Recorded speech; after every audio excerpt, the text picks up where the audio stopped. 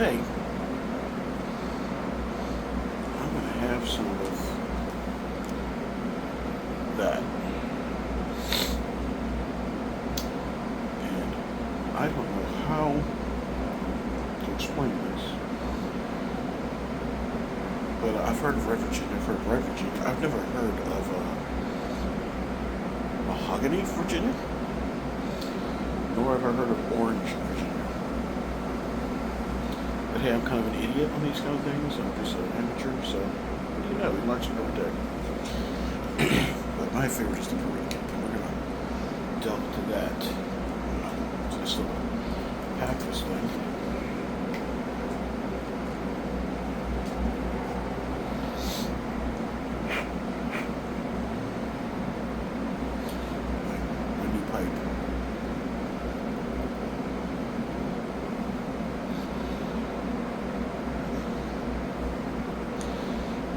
I guess you call it like a Rhodesian type shape or whatever, or squat. Maybe it's squat. Because it's a flat bottom. Which I've had like a Rhodesian shape. This is more a squat. I guess I'd more accurately say. Never had one before like that. As far as being this crunched up, I prefer something a little higher. I like a brandy shape, but hey. This is beautiful and it looks wonderful. I went to boutique, the Fume, I think it is. You can tell I'm a native French speaker. just flows off the tongue.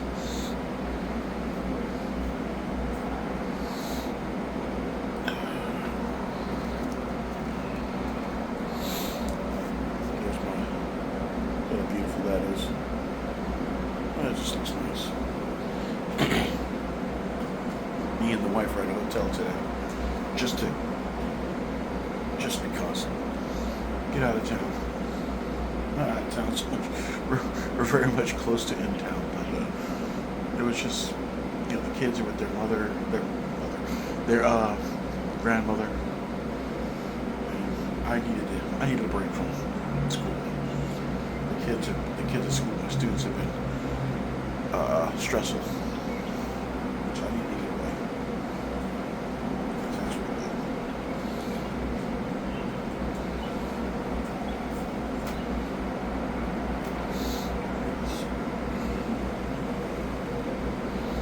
Try to show you this kind of way I pack a pipe. Is I go like this. I try to break it up as much as possible, and then I kind of drizzle it.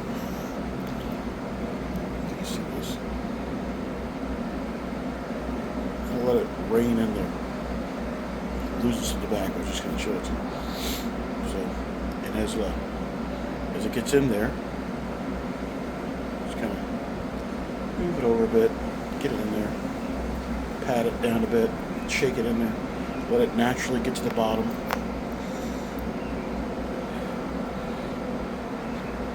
Not applying any pressure, just getting the pieces in there together. And then finally taking a pinch. Come on, there you go. Like a 3-finger thing. And then putting that right on top, dropping my thumb on top. So. And then we're going to slowly work those loose pieces into it. Get a stick of that. Without too much struggle here. Like I said, it's not a lot of pressure. I'm not pushing it in. Because just kind of gently maneuvering it more and more, like so. See? We're just gently kind of patting it. Anything that's left on the outside, just kind of scoop it, put it back in its little tube.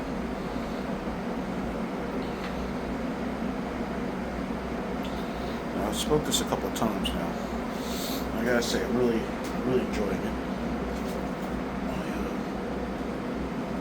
I don't normally enjoy these special little, like, limited whatevers. I don't normally get on the bandwagon for all these tobaccos that are like It's our special release edition, it's our Halloween edition, it's our Christmas edition. Sometimes I'll buy one, but typically I'm not impressed. Um, this actually reminds me of a blend that I put together. Not perfectly, of course, because they have all these fermented different Virginias, but I have made my own little blend that I call Marshfire, and it's basically like a it's a red Virginia with some bright Virginia, and then a big helping of Brie with dark fire Kentucky. I love dark fire Kentucky in my blends too, so it's got some of that in there, or at least it feels like it does. The flavors resembles it. It's similar. But the thing I picked up on with this Carolina, sorry, I'm all over the place mentally. I can't speak apparently. Is that it has this citrusy type taste to it, which is interesting. I kind of like. It makes it kind of unique.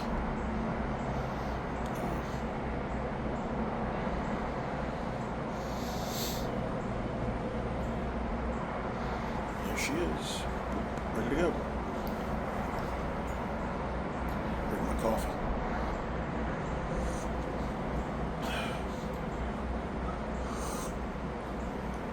I'm gonna put my coffee up here because this table, this little end table that's out here is rocking all over the place.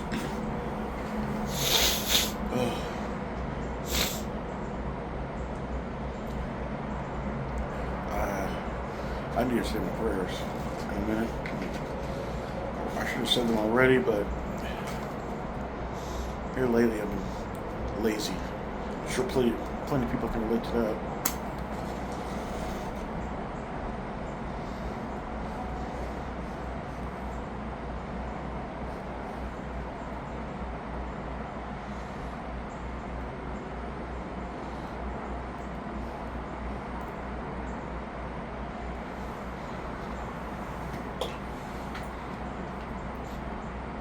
There you go. Nice little little char there. But yeah, I usually have a nice little morning devotions. I read from the Benedictus book, and it's like I don't know if you know the liturgy now, so it's similar to that. But instead of being instead of being like an office of readings, morning, 3 daytimes, evening, night prayers, it's just basically your morning and evening prayer. It's kind of shortened.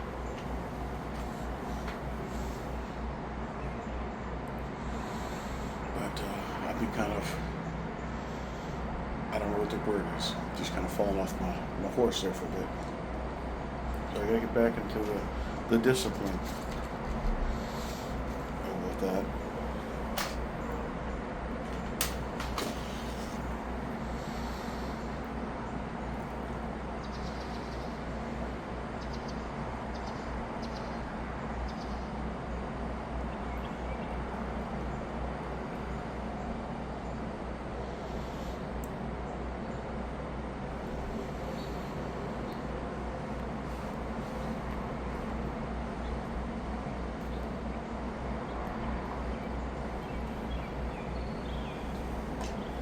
Trying to tease the flame it up right on the top. I don't want to char the rim.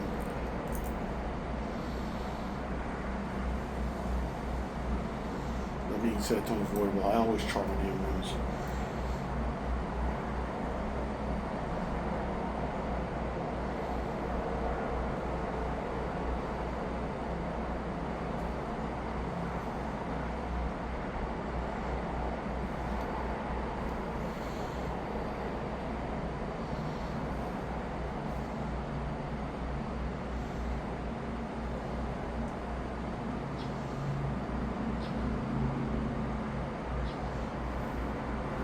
Start back up there.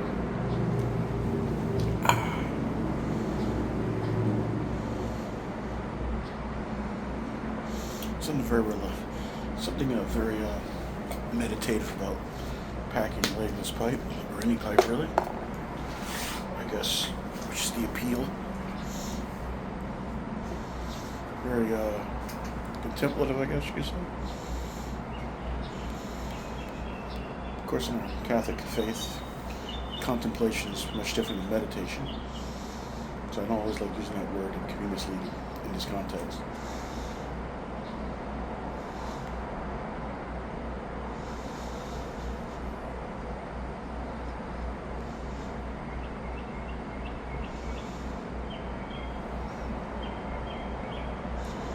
Birds singing, that's nice.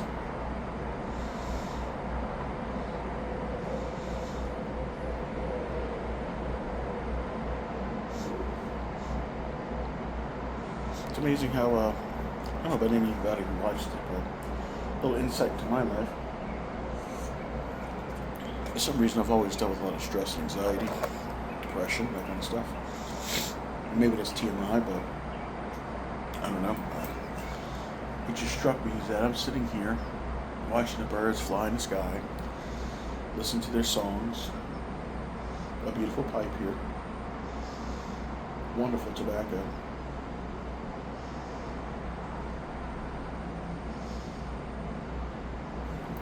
And internally I'm just very stressed. It's amazing how that works, huh? I have no reason to not be at peace about that. But this is the closest I can get to it.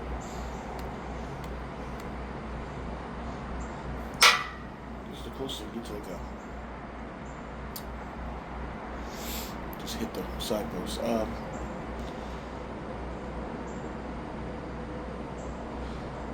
a mental peace. This is very. I don't want to sound full of myself, but there's like an intellectual appetite that is appeased when I have that, like I'm really bad at chess, like horribly bad at it, but I enjoy the intellectual exercise of it. Like that idea of, oh man, I made a good move that time, oh man, I'm setting up this trap, wow, that's gonna, oh, you fell for it, don't I feel smart? I guess it's more the idea of sitting around a chessboard with a pipe, sitting in a drink, talking with somebody beyond simply the shallow small talk that I feel like I run into nonstop every day. All the BS of like Twitter and whatnot kind of wears you down. Like I get on Twitter sometimes, but it's like, yeah, I see that in the students, the same mentality that you see on Twitter. This whole wanting to get you.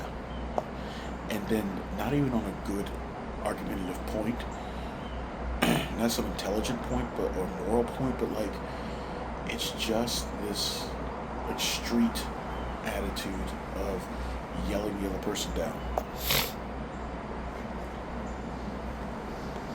It's like this. It feels like that's the whole point of like X, Twitter, whatever you call it.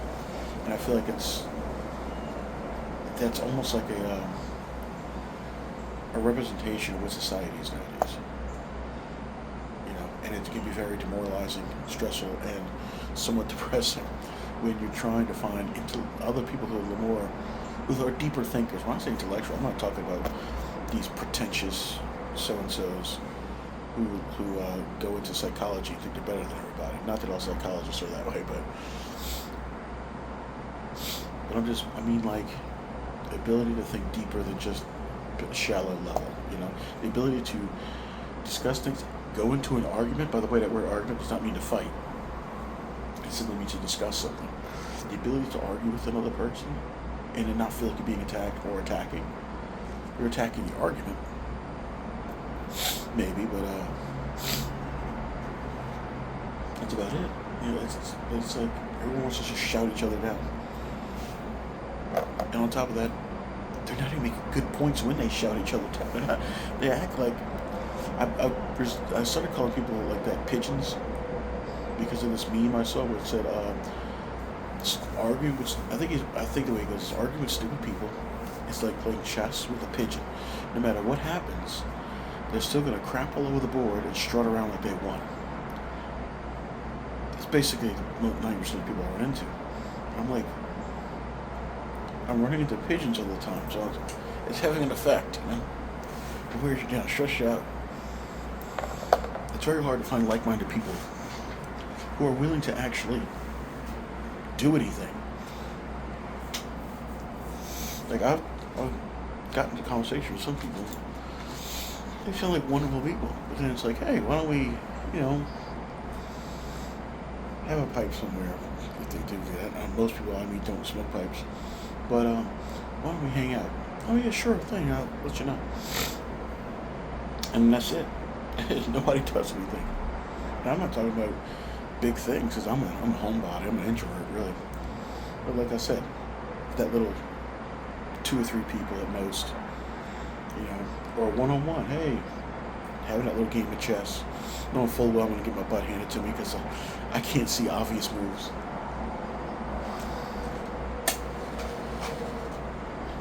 It's kind of like why I like retreating to like Facebook and YouTube videos.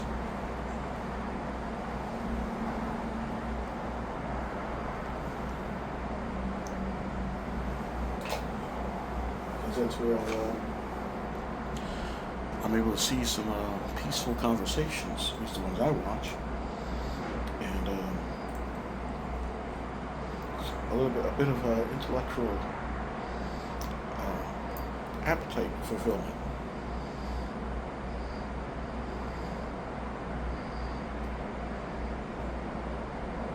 I feel more relatable. I relate more to those personalities than the personalities I meet in real life.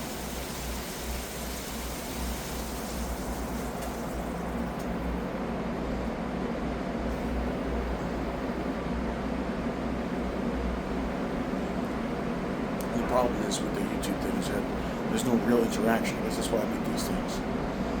It's a way of interacting. Also for my kids, because I have this idea that one day when I'm dead, the kids will be able to look at these old things if they ever know about them, and say, "Oh look, that's what he was like."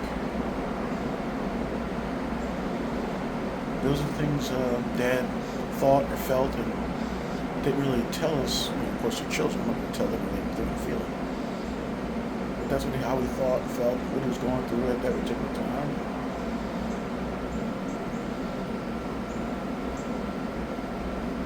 Like a short legacy, I guess, a video legacy. By the way, kids, if you see this, you're at your Nana's right now partying up, but guess what we did? We went to a hotel. Ha ha. We're never going to tell you about it. So if you're seeing this 20 years later, surprise!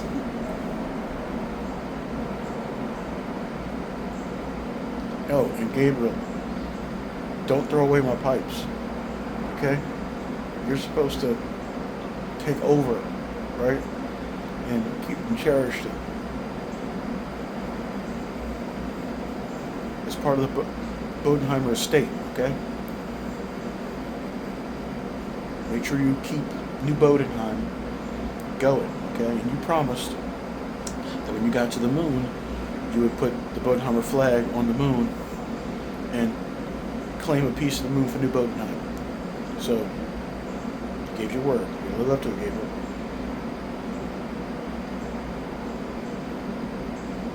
Riley, stop beating up on your brother. I don't care that you're 30 or 40 or 50 years old right now. Or should I say sister, Riley, because you're becoming a nun. if I have any say.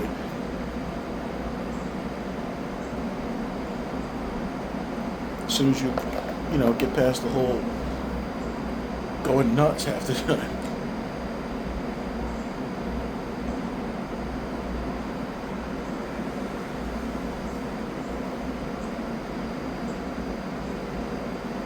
Riley's so nice. She's so beautiful.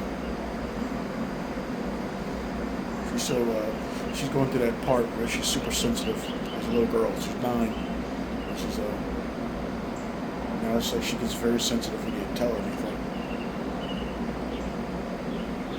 I'm scared to death for her. Scared to death what this world is going to do with her and him and Gabriel. The influences I see trying, like, sadistically trying to get to the kids. Drives me up a wall, and I feel like You ever feel like you're the only sane person around? Because everyone's like, oh, that's not a big deal. It's okay. God, what's the big issue?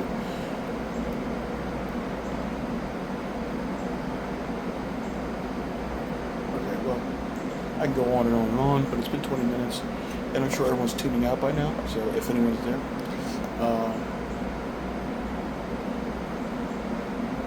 May you have a blessed day.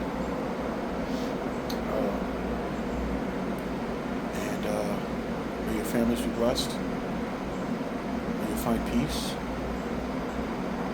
May you find our Lord's kingdom on earth. It's there. Just go look for it. I know where it's at, but I'm not telling you. It's a secret. Shh. It's the Catholics. All right. So I guess that's it. So Christus Rex, Christus Impera. Have a nice day.